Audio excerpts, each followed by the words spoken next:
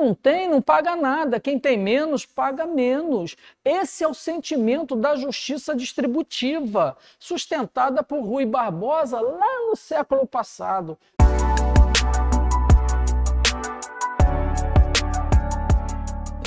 Mês passado eu estava no Banco do Brasil, encontrei uma antiga conhecida minha, nem tão antiga assim, porque ela é relativamente nova.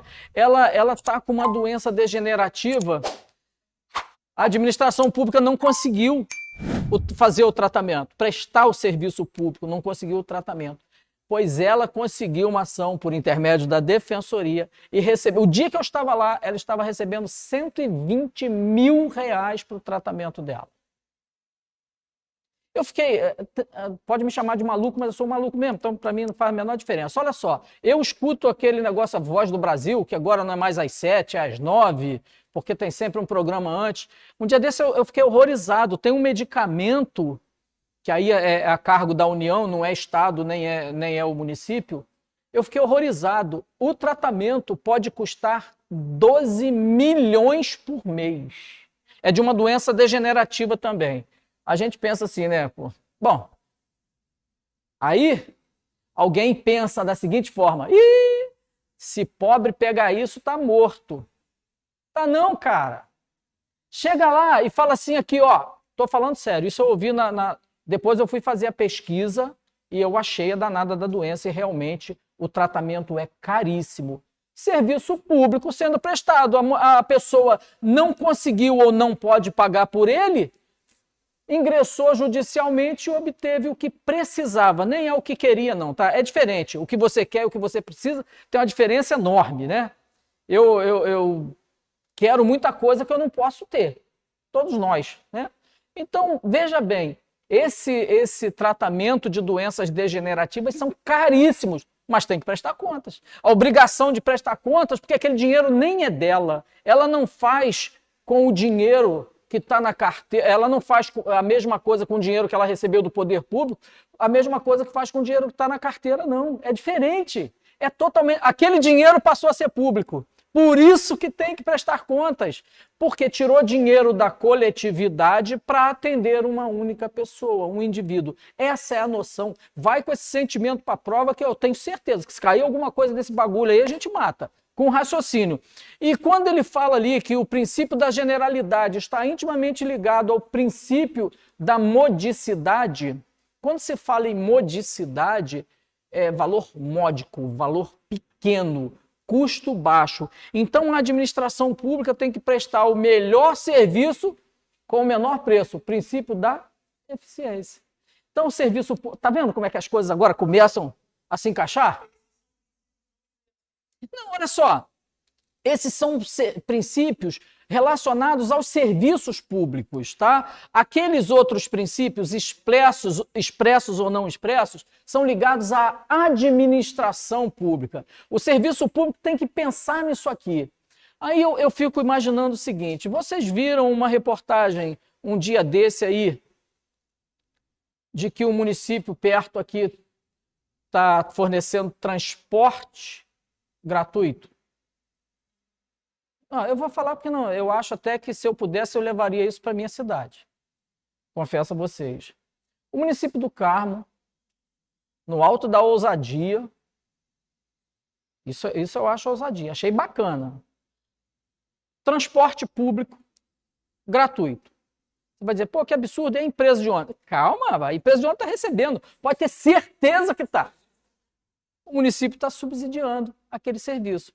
Por isso que eu digo que não tem nada de graça nesse país. Nada, nada de graça. A administração pública está... Você sabia que para entrar gente sem passar na roleta, o estudante, o idoso, você sabia que isso é distribuído entre nós? Óbvio. A administração pública paga a diferença. Pô, mas pode? Pode. Olha só, eu não sei se eu falei para vocês o que vem a ser o sentimento de justiça. Eu acho que eu já falei de Rui Barbosa. Se eu falei, desculpem, não ter explicado. Rui Barbosa falou que o sentimento de justiça, tá? Ele falando de justiça, ele falava o seguinte: justiça é tratar os desiguais na medida de suas desigualdades. Alguém deve estar pensando, o que esse maluco falou?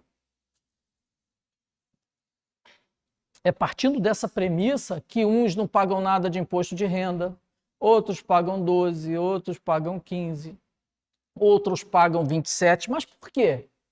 Cara, quem tem mais, paga mais. Quem não tem, não paga nada. Quem tem menos, paga menos. Esse é o sentimento da justiça distributiva, sustentada por Rui Barbosa lá no século passado. O cara era brilhante, cara. Ele era o pequeno notável mesmo. O cara parecia amostra grátis, parecia um chaveirinho, mas de uma sabedoria enorme. Vocês viram aquele negócio? Eu não vou nem fazer aqui, porque não faz... das pessoas assistindo na cerca. Eu acho aquilo fantástico, tá? Os caras assistindo sobre a cerca. Um é alto, o outro é mais baixo, o outro, coitado, é baixinho. Igual a mim. A cerca está aqui. Esse aqui vê tudo, esse aqui vê mais ou menos, esse aqui não vê nada. Então, não é injusto você dar um tablado menor para esse, um médio para esse e um mais alto para esse, para que todos possam ver. E isso acontece de uma forma que a gente às vezes não se toca. Vocês sabiam que em Cabo Frio, aqueles prédios beira-mar só podem construir 3 pavimentos? O de trás já pode construir 5. O outro já... Ah, pô, mas não seria melhor colocar tudo na mesma... Não, seria que todo mundo... Ia continuar a gente sem ver nada. Então, olha só, isso é sentimento de justiça, gente. Isso é sentimento de justiça, é uma justiça distributiva. A gente não vai alcançar o máximo, mas a gente tem que tentar, sim, ter serviço público cada vez mais amplo, alcançar o maior número de pessoas com o menor preço possível. Então, quando a gente vê aí a possibilidade, fala de modicidade, modicidade é pagamento de preço público com preços menores, custos menores, tá? Eu vou ser muito franco com vocês, eu sou apaixonado pelas medidas inclusivas, eu sou apaixonado, pode me chamar do que quiser, para mim não vai fazer a menor diferença, tá? Eu estou pouco me ferrando porque pensam no meu respeito. Eu sei o que eu acho. Quando eu vejo tarifa social, pô, eu acho isso bacana pra caramba, sabe? Quando eu vejo gente que não tem dinheiro, desobrigado de pagar a taxa do bombeiro, taxa de incêndio, eu fico, pô, que legal, eu pago e não reclamo. Não vou reclamar disso. Agora tem gente que fala, se um paga, todo mundo tem que pagar. Não é bem assim, não. Não é bem assim, não. Então, veja bem, quando eu estava dando aula, que começaram aquelas medidas afirmativas nas universidades, eu fiquei encantado com aquilo. Eu acho que é muito bacana a possibilidade da gente trazer o maior número de pessoas alcançando o serviço público. Então, olha só, o serviço tem o princípio da generalidade, tem da modicidade. Agora, esse aqui é sinistro, tá? Esse é sinistro. Princípio da continuidade. Lembra que eu falei para vocês que pelo princípio da eficiência, nem sempre a gente consegue ter serviços mais baratos? Às vezes tem que ter o mais caro. Só que, independentemente de mais caro ou mais barato, o serviço público tem que ser contínuo. Os serviços públicos não devem sofrer interrupções, pois para o atendimento do interesse coletivo, o serviço público deve ser permanente. O que ele quis dizer com isso? Os motoristas e cobradores, agora nem tem mais cobradores, os motoristas, a categoria, né, os ferroviários, às vezes, os metroviários fazem greve. Pode parar tudo? Não pode. Não pode parar tudo. Ah, mas param. Aí é outra história que o sindicato vai responder por isso, a categoria vai responder por isso, não interessa. Os serviços públicos têm que ser contínuos, porque se eles não forem contínuos, não há que se falar em eficiência. Mais um princípio aqui, tendo reflexo lá no princípio da eficiência. Então, os serviços públicos, para que sejam considerados eficientes, eles não podem ser interrompidos. Então, prestem atenção nesse detalhe, que o próprio Código de Defesa do Consumidor, no artigo 22, fala: os órgãos públicos, por si ou suas empresas concessionárias, permissionárias ou sob qualquer outra forma de empreendimento, são obrigados a fornecer serviços adequados, eficientes, seguros e, quanto aos essenciais, contínuos. Já pensou uma greve de médico? Como é que a gente fica? Uma greve total do metrô no Rio? Ferrou, cara, para a cidade. Certeza. Saúde, educação, segurança. Vocês já ouviram falar de greve de PM? Teve, mas você sabe o que deu, não sabe? Isso, ele falou que deu problema. Ele falou que deu, não foi problema que você falou? Ele falou que deu um problema. Exatamente. É. Então, olha só, greve de segurança, nada mais segurança, cara. O regime é outro. O regime é outro. Mas você vai. Tem coisa. Eu sei que greve de bombeiro, teve bombeiro preso até dizer chega. Eu tô falando porque eu fiz a defesa de um, o caboclo quase. Não. Rapaz, advogado pega tudo. Advogado é mal, pega um, pega geral, não quer nem saber se tá certo ou tá errado. Todo mundo tem direito de defesa. Todo mundo tem direito de defesa, tá? Guardem isso aí no seu íntimo, guarde isso no seu íntimo, ó. Mesmo estando errado, tem defesa. Aqui, aquela parada lá no paraíso, quando Deus fala assim: Adão, o que fizeste? Pô, Deus onipresente, onipotente, não sabia a cagada que o cara tinha feito, a bobagem que o cara tinha feito? Claro que sabia, mas deu para ele o direito de defesa, só isso. Ó, eu fiz uma lambança danada, mas eu fui seduzido, não interessa. Todos... Oi? Botou culpa na Eva, né? Mas tinha que ser. Naquele período, hoje em dia, não, tá? Eu quero dizer para você que eu sou um ferrenho defensor. Sou um ferrenho defensor dos menos prestigiados nessa, sabe, na humanidade. Eu amo as causas pequenas, e tenho minhas razões para isso, tá? Meu berço é muito humilde, então posso garantir a vocês que enquanto eu puder brigar pelos menos favorecidos, eu brigarei. E se eu chegar no fim da vida, puder dizer isso, fiz o que estava ao meu alcance, eu vou me dar por satisfeito. Se depois você quiser ouvir a história, eu te conto. Você vai ver que é bacana pra caramba. Fala aí, pois não.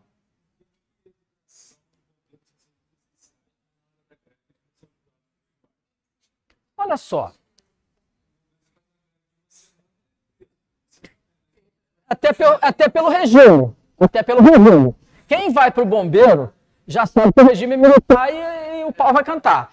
Quem vai para a escola, quem vai dar aula, sabe que a coisa é mais light. Eu vou ser muito franco para você. A questão da educação como serviço essencial, como não tem como você separar, o que faz depois? Tem reposição, Agora, quando para umas coisas que não tem como, já pensou? Sua casa está pegando fogo, você liga para o bombeiro, aí você liga lá, é 190? 190 ou 193? Ah, você liga lá, 19 alguma coisa, 193. Aí o bombeiro fala: "Ê, meu irmão, aí, ó, dá uma segurada aí, porque nós estamos em greve." Então tem umas questões elementares, assim, mas é principalmente por conta do regime, tá? Bombeiro, polícia, é que eles falaram, bombeiro eu sei porque eu fiz uma defesa, mas polícia, a verdade é o seguinte: o desejo é tornar todos os serviços públicos essenciais, até porque são nossos, são pagos com o nosso dinheiro, então são todos essenciais. Mas é claro que aí fica valendo o princípio do fica valendo o bom senso, aquela coisa toda que a gente já estudou aqui, tá bom? Mas são essenciais. É serviço essencial e é serviço primário, tanto assim que só pode ser prestado diretamente pela administração pública. Vamos seguir aqui. Ah, olha só, alguém deve estar se perguntando aí. Bom Jardim agora, aqui é Energisa, lá é Enel. Teve uma comunidade lá que ficou 10 dias sem energia elétrica. 10 dias sem energia elétrica, tá? Estragou tudo.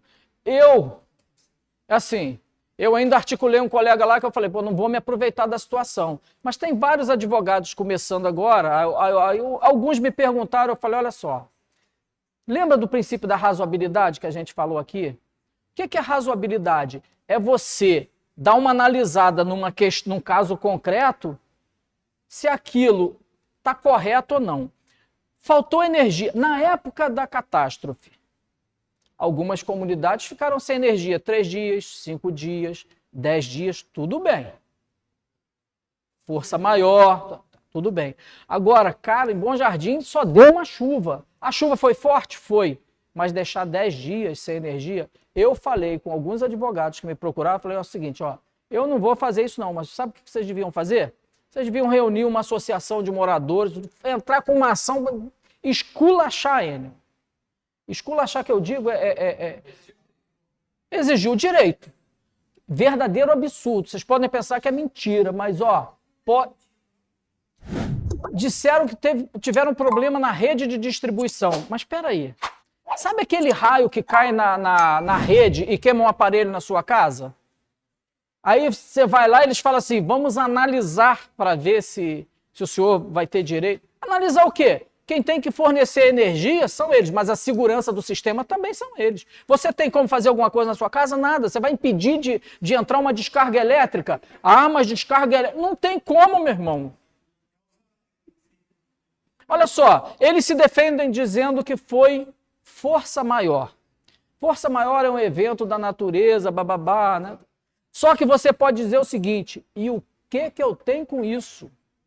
Quem tem que fornecer, quem tem que dar segurança ao usuário são vocês, não eu. Eu fiz muita ação dessa, porque eu também fiz estágio na defensoria. Eu fiz muitas ações dessa. E a gente conseguiu levar todas. Só no caso que tinha gente que botava na conta da empresa, estava se vendo, né? Que não era nada daquilo, a televisão queimou um negócio, o cara falava que foi uma descarga elétrica, ia para uma perícia, não, tinha que dar um laudozinho, mequetrefe lá, o cara falava que não tinha nada a ver. Então, olha bem, serviço público, energia elétrica é serviço público? É serviço público. Claro que é. É essencial? Claro que é. Posso ficar 10 dias? Claro que não. Então, é nisso aí que a gente tem que ter consciência. Isso é consciência cidadã que a gente tem que desenvolver, tá? Olha só que espetáculo. Olha só que espetáculo isso aqui. Ainda falando sobre o princípio da continuidade. Porém, é importantíssimo lembrar que o parágrafo 3º do artigo 6º da Lei 8.987/95 disciplinou o alcance do referido princípio nos seguintes termos. Olha só, isso aí foi para proteger, não foi para proteger a gente não, tá? Não se caracteriza como descontinuidade do serviço a sua interrupção em situação de emergência ou após prévio aviso, quando motivada por razão de ordem técnica ou de segurança das instalações, ou 2, por inadimplemento do usuário, considerado o interesse da coletividade. Para pensar agora, a empresa de energia pode mandar hoje em dia manda mensagem, né? Antes botava aquele aviso dizendo assim, a energia dessa rua será interrompida para melhoria. Pode. Tá lá, tá na lei. Tá bonitinho. Ela pode cortar o fornecimento de energia se você não pagou? Pode, mas eu vou dizer, pode. Dentro do prazo, obedecido aquele negócio. E vou dizer mais, depende. Você já pensou um cara que usa um aparelho para se manter vivo dentro de casa? A empresa dá salto dessa altura assim, ó. E o advogado deita e rola. A defensoria deita e rola. Sabe por quê? Porque tem um bem maior. Lembra que eu falei? É a preservação da vida. Lembra que eu falei da razoabilidade? É razoável. O cara pode sair cortando a água, interrompendo o fornecimento de água de todo mundo. Não, não é simples assim não. Então, olha só, essa lei aqui, ela foi editada para proteger os prestadores de serviço públicos, terceirizados, né, claro. Mas é claro que não é aplicada de maneira cega não, tá? tem aqui, só estou fazendo com isso, só estou mostrando para vocês que o princípio da razoabilidade é isso aí, tá? O princípio da razoabilidade determina que você tenha mais cuidado na hora de lidar com aquelas pessoas menos favorecidas. É o que está falando aqui, ó. Atualmente, ponderação de valores entre dignidade da pessoa humana e prestação contínua do serviço público, suspensão de energia elétrica, o STJ. O STJ já decidiu que toda vez que tiver em jogo a dignidade da pessoa humana, o que é a dignidade da pessoa? É o valor máximo da nossa Constituição, tá? É algo assim fora do comum. Dignidade da pessoa humana, uma pessoa para ter uma existência digna precisa de saúde, educação, né, alimentação, por aí vai, tá? Tudo isso que diz respeito ao bem-estar está ligado ao princípio da dignidade da pessoa humana, que é um fundamento da nossa Constituição, tá?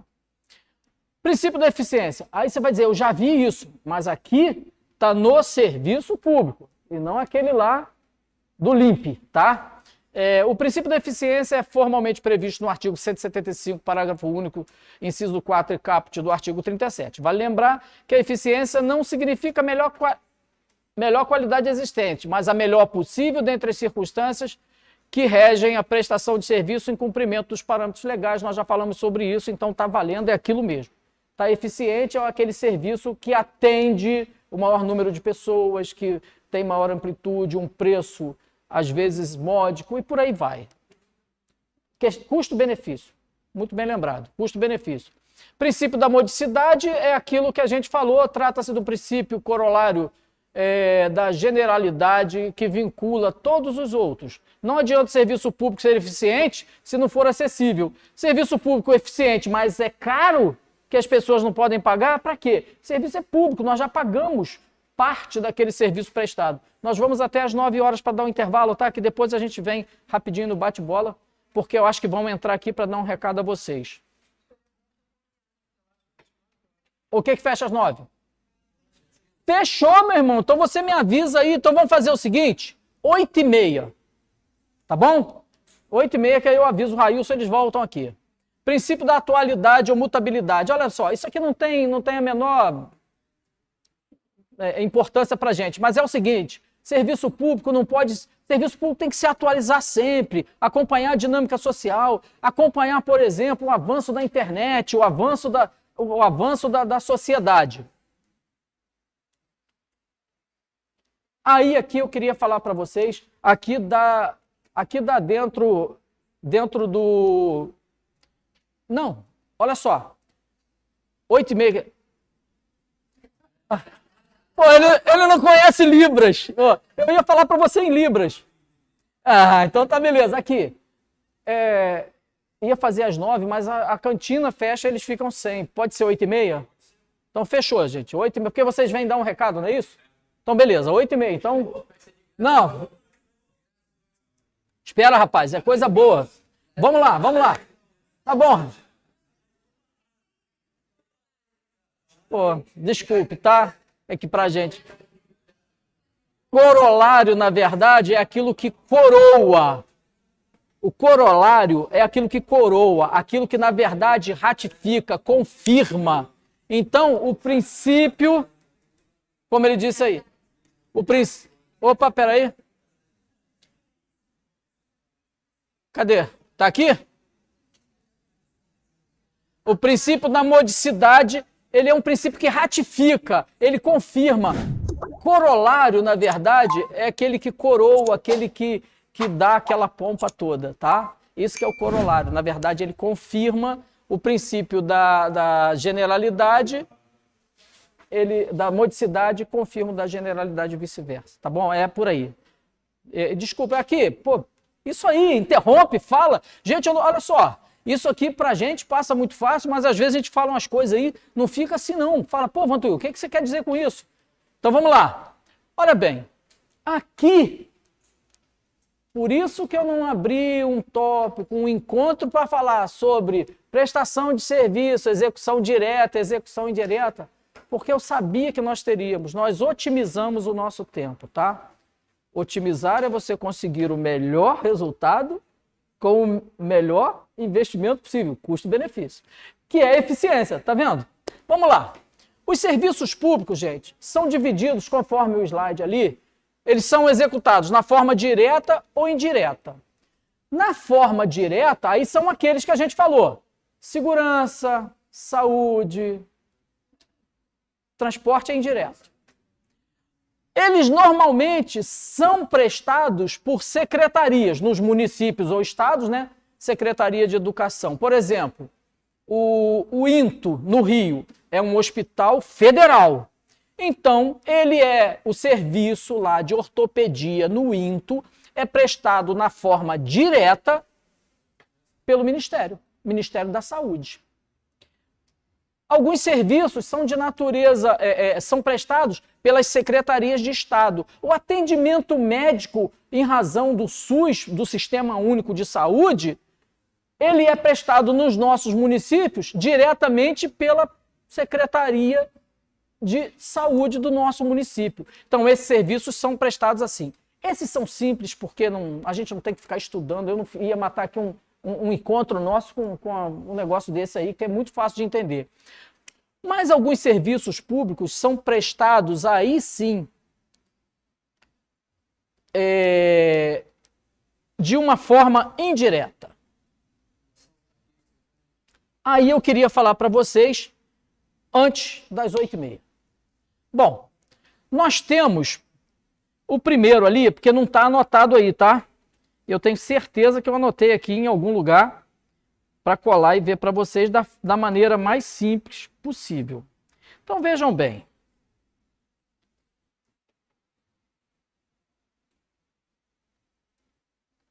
No primeiro caso ali, empresa pública.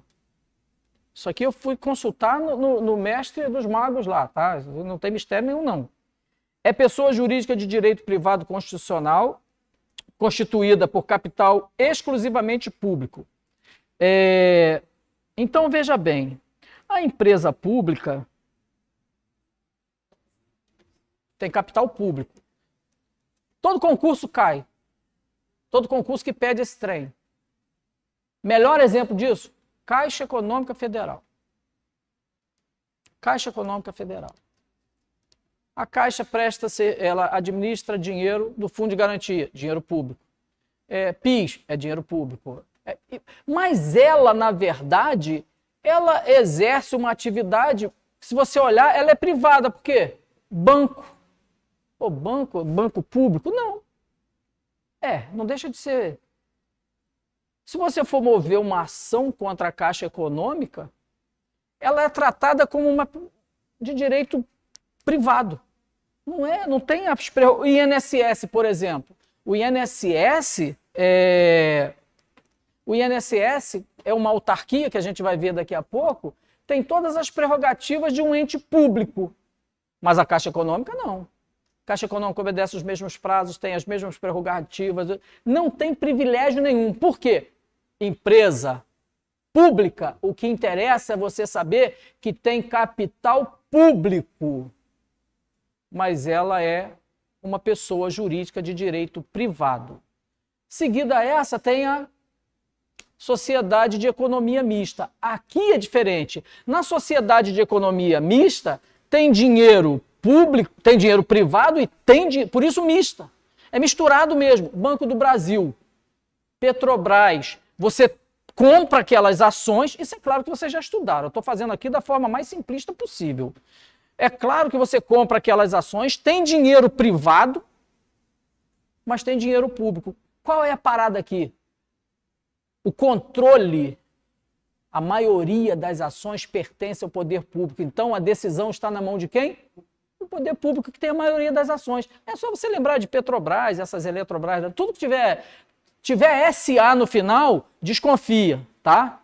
Desconfia, não é tudo que tem que é... Senão você vai dizer, Banco Safra SA, é privado, mas privado com capital aberto, que não vem ao caso. O que nos interessa aqui são as empresas. Então, empresa pública, lembra da Caixa Econômica, sociedade de economia mista, lembra do Banco do Brasil, da Petrobras, da Eletrobras e por aí vai. Autarquias. Autarquias, gente, elas são criadas com uma destinação específica. São pessoas jurídicas de direito público. Melhor exemplo, tem o INSS, tem o INCRA, tem umas outras coisas aí que a gente vai... Lembra do INSS? O INSS foi criado só para prestação de serviço de previdência social. Se o INSS quiser fazer um... Ah, e detalhe, tá? Autarquia é porque tem... Tudo que tiver alto na frente é que ele se autodetermina, que ele que decide as ações dele, tá? O INSS é uma entidade que tem a possibilidade de decidir. Só que o controle é da administração pública federal. E... Hã?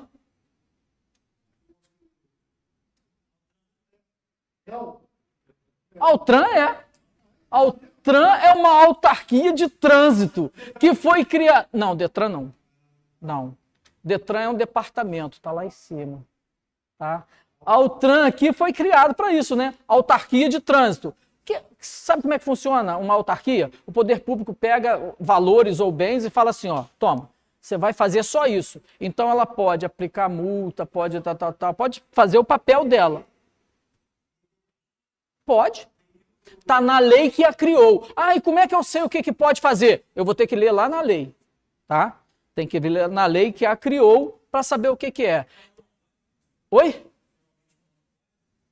Não, olha só, a gente não vai nem falar de monopólio, porque a gente está no meio do direito público, entendeu? Tem coisas que só funciona mais ou menos assim. Eu não posso criar duas autarquias. Boa, a sua pergunta é boa. Eu não posso criar duas autarquias com a mesma destinação.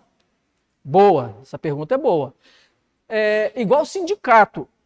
Você sabia que a gente não pode ter dois sindicatos numa mesma base territorial de uma mesma categoria? Não pode. E tem gente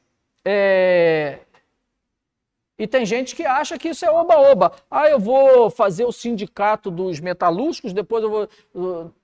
O sindicato dos empregados que trabalham numa indústria. Não é esse oba-oba não, tá? Se o sindicato ele for... se numa base territorial você tiver um sindicato, aí...